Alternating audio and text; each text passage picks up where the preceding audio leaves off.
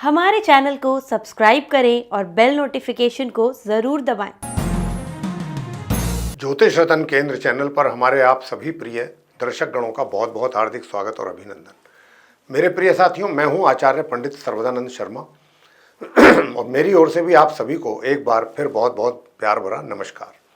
प्रिय साथियों, आज हम चर्चा कर रहे हैं आपके साथ जो आपका अपना मंथली राशिफल है उसके विषय में, और ये मंथली राशिफल है अगस्त 2024 का।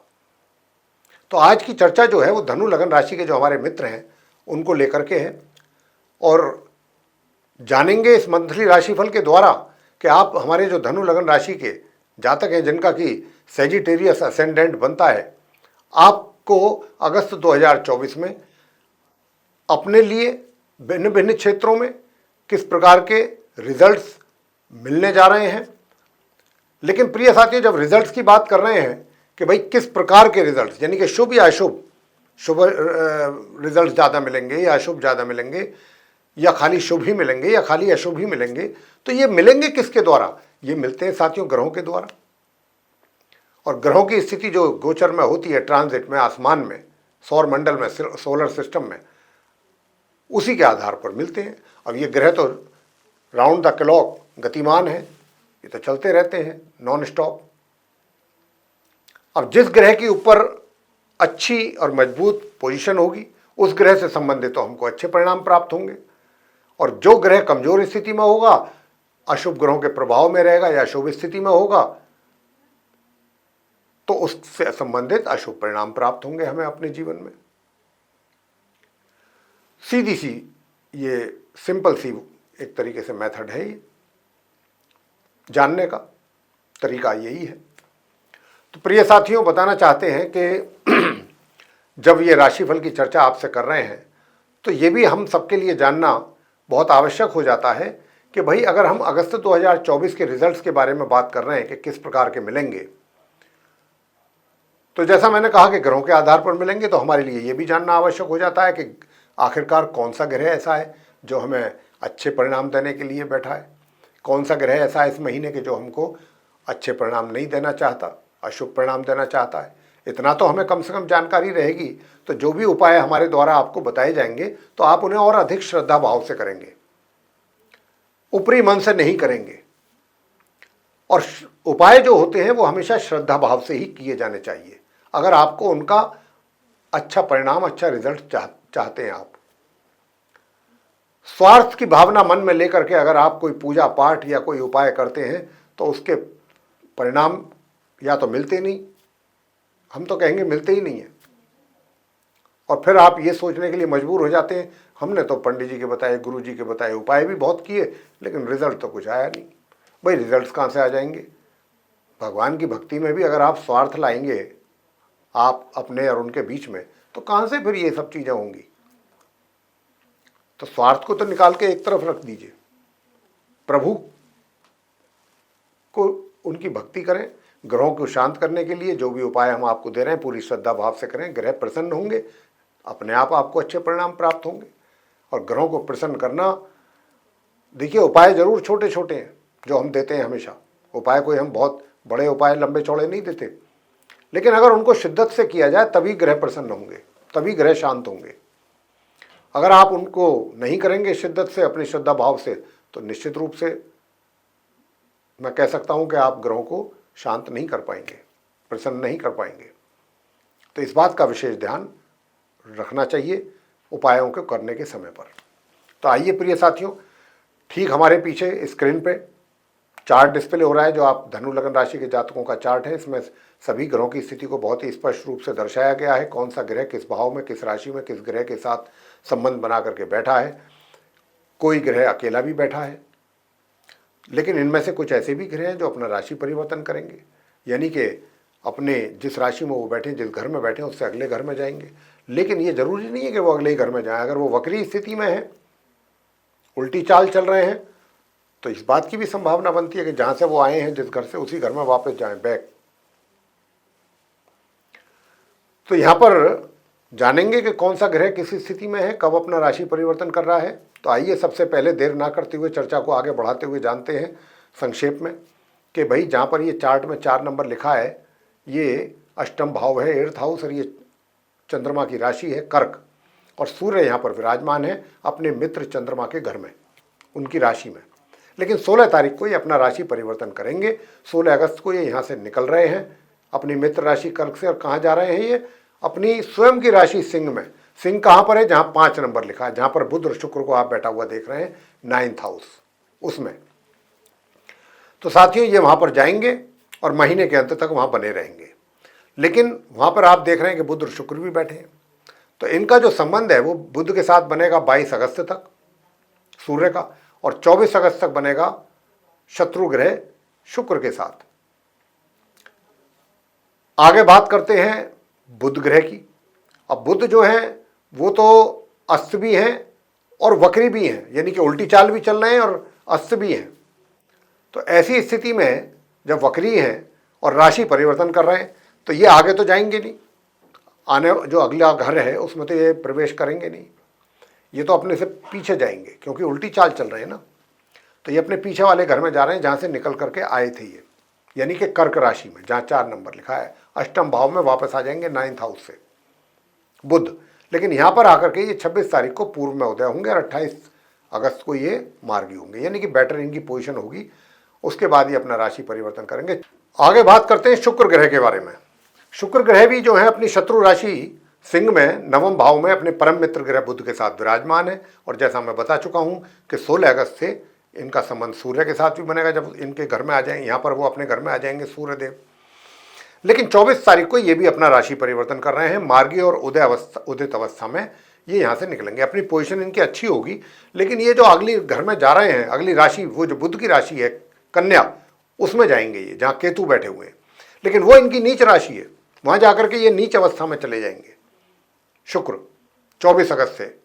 हालांकि इनके जो मित्र ग्रह केतु हैं उनका इनको साथ मिलेगा, वहाँ संबंध बनेगा, लेकिन ये नीच अवस्था में आ जाएंगे, तो इनकी पोजीशन काफ़ी एक तरीके से वीक हो जाएगी, कमज़ोर हो जाएगी, और फिर ये महीने के अंत तक वहाँ बने रहेंगे। केतु की बात कर लें तो केतु तो पूरे महीने ही अपनी समराशि कन्या में 10वें भाव में बने रहेंगे।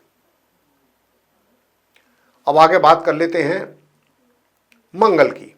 मंगल जो है अभी अपने मित्र ग्रह बृहस्पति के साथ अपनी समराशि वृषभ में बैठे हुए हैं 6ठे भाव में। लेकिन 26 अगस्त को ये मार्गी और उदित अवस्था में यहाँ से निकलेंगे राशि परिवर्तन करते हुए, और आगे वाले घर में जाएंगे 7वें भाव में, जहाँ पर 3 नंबर लिखा हुआ है, जो बुध की राशि है मिथुन, उसमें इनका प्रवेश होगा, वो इनकी शत्रु राशि है। तो मार्गी और उदित अवस्था में अपनी शत्रु राशि मिथुन में प्रवेश करेंगे 26 अगस्त को, और फिर महीने के अंत तक वहाँ रहेंगे। बात गुरु बृहस्पति की भी कर लेते हैं। बृहस्पति को भी आप देख रहे हैं बैठे हुए उसी भाव में ही, 6ठे भाव में ही, अपनी शत्रु राशि वृषभ में। तो ये मार्गी भी हैं, उदित भी हैं, लेकिन हैं शत्रु के घर में, और इनका कोई राशि परिवर्तन इन्होंने नहीं करना है। ये इसी पूरे माह इधर ही रहेंगे, इसी घर में, वृषभ राशि में। राहु की बात कर लें तो राहु जो है वो भी अपनी सम राशि मीन में 4th भाव में 4th हाउस में पूरे महीने इसी प्रकार बने रहेंगे। शनिदेव की बात करें तो शनिदेव ने भी राशि परिवर्तन नहीं करना है, वो भी 3rd हाउस में 3य भाव में अपनी स्वयं की राशि कुंभ में वक्री और उदित अवस्था में बने हुए और बने रहेंगे, यानी कि उल्टी चाल शनिदेव की भी है, और ये रहेगी। अभी हमने उसके ऊपर वीडियो भी निकाला हुआ है, वीडियो हमारा काफ़ी दिन पहले का पब्लिश हो चुका है। आप देख सकते कि शनि के प्रभाव वक्री स्थिति में आने पर कैसे रहेंगे सभी 12 लगन राशियों के जातकों के लिए, उसका वीडियो आ चुका है, आप उसको देख करके उसका भी लाभ ले सकते हैं। तो साथियों, शनिदेव अपना, जैसे मैंने कहा, राशि परिवर्तन नहीं कर रहे हैं इस महीने, इसी जगह रहेंगे 3rd हाउस में। तो ये ग्रहों की स्थिति रहने वाली है इस महीने आप धनु लगन राशि के जातकों के लिए। अब इन ग्रहों के आधार पर अच्छे बुरे परिणामों की प्राप्ति के योग जो बनेंगे या बन रहे हैं, कहाँ और कैसे रिजल्ट्स आपको मिलेंगे, किस क्षेत्र से संबंधित, किस फील्ड से रिलेटेड, ये चर्चा अब आपके साथ हम कर रहे हैं। सबसे पहले आपके प्रोफेशन की बात कर लेते हैं। तो प्रिय साथियों, देखिए, धनु लगन राशि के जो जातक हैं, आपको अपने प्रोफेशन से संबंधित काफ़ी एक तरीके से कठिनाइयाँ रहेंगी, आपको अपने प्रोफेशन में परेशानियाँ भी उठानी पड़ेंगी, समस्याएं भी रहेंगी, चैलेंजेस भी अधिक रहेंगे। और दूसरी ओर अगर आपके पराक्रम को हम देखें अगर कई बार क्या होता है, जीवन में परेशानियां तो आती हैं, हर व्यक्ति के जीवन में आती हैं ऐसा कोई व्यक्ति नहीं है जिसके जीवन में परेशानियां ना आए।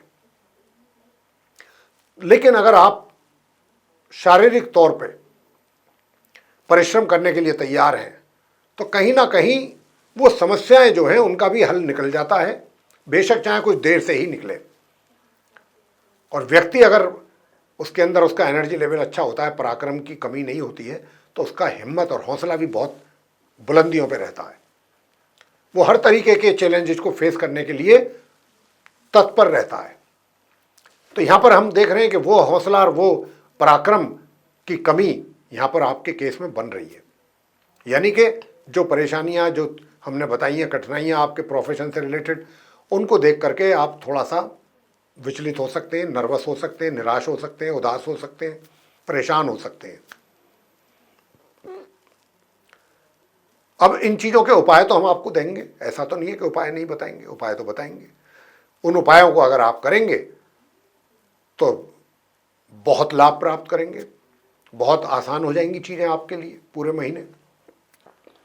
अगर आपने प्रॉपरली जो है रेमेडीज़ किया, जो हम बताने वाले हैं अंत में, तो यहाँ पर ये कुछ समस्याएं दिख रही हैं। तो ये महीना आपके प्रोफेशन को लेकर के, जैसा हमने कहा कि थोड़ा सा दुविधाओं वाला, परेशानियों वाला रहने वाला है। इजी गोइंग अगर आप रहना चाहते हैं तो ये थोड़ा आपके लिए मुश्किलें पैदा और अधिक कर देगा। तो मेंटली अपने आप को तैयार करें कि मैंने कोई भी चैलेंज आए, कोई भी बड़ी जिम्मेदारी आए, चाहे मुझे कोई कोऑपरेट करे ना करे, मैंने अपने बलबूते, अपने दम पर मेहनत करके जो भी कर सकता हूँ, ज़्यादा नहीं, अच्छे परिणाम आएंगे, थोड़े आएंगे, लेकिन लेकर आऊँगा। और किसी के साथ भी आप अपना वाद विवाद में ना पड़ें, हीटेड आर्गूमेंट्स में ना पड़ें, किसी के साथ इस प्रकार की चक्करों में ना पड़ते हुए अपने काम पर फोकस करें। यही आपके लिए एक अच्छा फॉर्मूला रहेगा। आगे बात करते हैं धन की स्थिति की। प्रिय साथियों, धन की स्थिति जो है वो भी सामान्य से मध्यमी ही बन रही है, और 24 तारीख से लेके और माह के अंत तक तो धन में भी कमी के संकेत हैं, आगमन में, यानी कि लाभ में कमी। अब आपको बताना चाहेंगे कि सुख सुविधाओं की बात अगर करें, सुख सुविधाओं का ऐसा रहेगा कि अचानक या तो आपको एकदम काफ़ी अच्छी सुख सुविधाओं का लाभ लेंगे और कभी बिल्कुल एकदम वंचित हो जाएंगे। ये भी स्थिति है इस महीने। बात कर लेते हैं प्रेम संबंधों की। तो जो आपके प्रेम संबंध हैं 1 तारीख से लेकर और 22 तारीख तक बहुत ही अच्छी स्थिति में रहेंगे। इसका बहुत आप एंजॉय करेंगे, इसका लाभ लेंगे। और ये जो संबंध है, शादी का योग जरूर नहीं है, लेकिन ये लोग आपसे जो मिलेंगे या देखेंगे या जानेंगे आपके बारे में, वो यही समझेंगे कि आप शादीशुदा हैं। कुछ इस प्रकार की रिलेशनशिप लोगों के सामने आपकी, ये इस तरीके का इंप्रेशन जाएगा आपकी रिलेशनशिप का। बेशक आप शादीशुदा ना हो, बेशक आपका शादी का विवाह का योग नहीं है, लेकिन आपकी जोड़ी जो है वो दूसरों के सामने ऐसे ही महसूस होगा लोगों को कि ये शादीशुदा ही है। तो आप अपनी इस मित्रता को एंजॉय बराबर करते रहेंगे। दूर दराज की यात्राएं अगर आप कर रहे हैं तो उसमें भी आप एक तरीके से अपने कार्यों की पूर्ति कर पाएंगे, उसका आपको लाभ मिलेगा। साथियों, आगे बात आएंगे आपको कि विवाहित जो महिला पुरुष हैं धनु लगन राशि के, उनका वैवाहिक जीवन कैसा रहने वाला है। तो आप धनु लगन राशि के जो जातक हैं, आपका वैवाहिक जीवन 1 तारीख से 22 तारीख तक तो सामान्य तौर पे सही चलता रहेगा, सुचारू रूप से। कोई ज़्यादा विशेष प्रॉब्लम उसमें आती नहीं दिखती। हाँ, 22 तारीख से लेकर महीने के अंत तक का जो समय है उसमें थोड़ी सी समस्याएं बनती हुई दिख रही हैं, लेकिन माह के अंत तक आते आते उसमें भी काफ़ी सुधार देखने को आपको मिलेगा अपने वैवाहिक संबंधों में या वैवाहिक सुखों में। बात कर लेते हैं अब पारिवारिक संबंधों की। तो पारिवारिक जो संबंध है, जो थोड़ी बहुत उनमें कमियां हैं, यानी कि अगर आपके परिवार के सदस्यों के बीच सही तालमेल नहीं बैठ रहा है, छोटी छोटी बातों को लेकर के मनों में मतभेद हैं, मनभेद जो भी कहा जाए, हालांकि 22 तारीख के बाद से इसमें कमी आएगी और रिलेशनशिप आपकी डे बाय डे इम्प्रूव होगी फैमिली मेंबर्स के साथ, ये भी मैं आपको बताना चाहता हूँ। और घर परिवार के जो बड़े बुजुर्ग होंगे उस पीरियड में उनका भी अच्छा सहयोग और प्यार आशीर्वाद आपके ऊपर बना रहेगा। बात करते हैं शिक्षा की कि शिक्षा कैसी रहेगी। प्रिय साथियों, आप धनु लग्न राशि के जो स्टूडेंट्स हैं उनको भी अपनी पढ़ाई पर काफ़ी ध्यान देने की आवश्यकता है, बहुत अधिक परिश्रम करने की आवश्यकता है। लेकिन हाँ, इतना मैं कह सकता हूँ कि 1 तारीख से लेकर के और 26 तारीख तक का जो समय है, इस समय में तकरीबन पूरा ही महीना हो गया, 3/4 महीने से भी ज़्यादा हो गया। तो अगर आपने मेहनत किया और अपनी पढ़ाई पर फोकस किया तो आपको अच्छे परिणाम प्राप्त जरूर हो पाएंगे। लेकिन उसके लिए मेहनत करनी पड़ेगी, काफ़ी सिंसियर होना पड़ेगा, सीरियसली आपको अपनी पढ़ाई को लेना पड़ेगा। आगे बात करते हैं संतान की। तो संतान को भी मेहनत के द्वारा ही अच्छे परिणामों की प्राप्ति हो पाएगी और माता पिता को भी आप संतुष्ट कर पाएंगे। तभी अपनी मेहनत से पीछे नहीं हटना। अगर आप मेहनत से पीछे हट गए तब कहीं जाकर के आपके जो परिणाम हैं वो प्रभावित होते हुए आपको नजर आएंगे या उनमें कमी नजर आएगी। मेहनत करते रहिए। ये ग्रह आपके मेहनत करने के लिए ही बोल रहे हैं, आपको इशारा यही दे रहे हैं कि आप मेहनत करें। उपाय तो हम बताएंगे, वो तो करना ही है। अब आपसे बात करते हैं स्वास्थ्य को लेकर के। स्वास्थ्य आपका जो है साथियों, 1 तारीख से 26 अगस्त के बीच यूँ तो सही रहेगा। छुटमुट 19-21 की कोई प्रॉब्लम चलती रहेगी। कभी कोई जैसे जुकाम हो गया, इन्फ्लुएंजा हो गया, कोई खांसी हो गई या कहीं बॉडी पेन हो गया, छुटमुट ये चलती रहेंगी। कोई विशेष स्वास्थ्य को लेकर के समस्या हो ऐसी बात नहीं है। बस थोड़ा पेट का जरूर ध्यान रखिए। पेट से संबंधित परेशानियां आपको परेशान कर सकती हैं, यहां इस बात की पूरी संभावना बन रही है। तो साथियों, अब उपाय पर आते हैं। कौन से उपाय आपको कर लेने चाहिए जिनके करने से आपको कुछ अच्छे परिणामों की प्राप्ति हो पाए। तो प्रिय साथियों, एक तो आप इस मंत्र का नित्य प्रतिदिन 1 माला जाप करें। ओम स्त्राम स्त्रीम स्त्रौम सह केतवे नमः, इस मंत्र का जाप करें। दूसरा जाप आपको करना है ओम भू बुद्धाय नमः, 1 माला इसकी करनी है। और ओम शू शुक्राय नमः, 1 माला इसकी। 15-20 मिनट का काम है। और प्रिय साथियों, दूसरा हनुमान जी की मंदिर में जाके हनुमान जी की पूजा अवश्य करें, क्योंकि काफ़ी जो ग्रह हैं वो प्रतिकूल स्थिति में है। काफ़ी ग्रह आपके चार्ट में धनु लग्न राशि के अनुकूल स्थिति बहुत ना के बराबर है। तो हनुमान जी की पूजा जितनी ज़्यादा करेंगे, हनुमान जी को जितना प्रसन्न करेंगे, आपके पराक्रम में भी वृद्धि होगी, सुखों का भी लाभ मिलेगा आपको। मैंने कहा कि बुध केतु और शुक्र के मंत्रों का जाप करें नित्य प्रतिदिन स्नान आदि से निवृत्त होकर के। ओम शू शुक्राय नमः, ओम भू बुद्धाय नमः, ओम स्त्राम स्त्रीम स्त्रोम सह केतवे नमः। और मंगलवार वाले दिन आप हनुमान जी के मंदिर में जाएंगे तो और भी अच्छी बात है। बाकी अगर रोज जाते हैं हनुमान जी के मंदिर में, वहाँ बैठ करके हनुमान चालीसा का भी पाठ करेंगे, बजरंग बाण हनुमान अष्टक हनुमान जी की आरती भी करेंगे, तो भी आपका एक तरीके से सारी समस्याएं दूर होंगी। चाहे वो आप स्टूडेंट्स हैं, चाहे वो जो भी हैं धनु लग्न राशि के, हनुमान जी की भी पूजा नित्य प्रतिदिन करते रहिए, बिल्कुल पीछे ना हटें। तो मेरे प्रिय साथियों, ये था आप जो हमारे धनु लग्न राशि के जातक हैं उनका मंथली राशिफल अगस्त 2024 का। हमने इस धनु लग्न राशि के जो हमारे आप जातक हैं सभी चीज़ों को कवर करने की कोशिश की है और आपको सभी चीज़ों से संबंधित आसान और अचूक उपाय भी दिए हैं। आप इनका उपयोग करें, उपायों को करें तो निश्चित रूप से आपको लाभ होगा। तो साथियों, अगर आपको ये चर्चा पसंद आई है, जैसा कि हम आशा करते हैं कि पसंद आएगी, तो आप इस वीडियो को लाइक ज़रूर करें, चैनल को भी सब्सक्राइब करना ना भूलें। अधिक से अधिक मात्रा में अगर आप इस वीडियो को शेयर करेंगे दूसरे लोगों में, तो वे लोग भी इस जानकारी का लाभ ले सकेंगे। और यदि आप चाहते हैं आने वाले दिनों में जो भी वीडियोस हमारे बनते हैं एस्ट्रोलॉजी के टॉपिक पर, वे सारे वीडियोस आप तक पहुंच सकें समय रहते हुए विद नोटिफिकेशन, और आप उनका भी लाभ ले सकें, तो आपको जो बेल आइकन है उसको दबाने में ज़्यादा सोच विचार नहीं करना चाहिए। तो साथियों, अब इसी के साथ अपने कार्यक्रम का समापन करेंगे और अपने आप सभी प्रिय दर्शक गणों से लेंगे इजाज़त। तो आप सभी का सहृदय बहुत बहुत धन्यवाद। जय माता दी।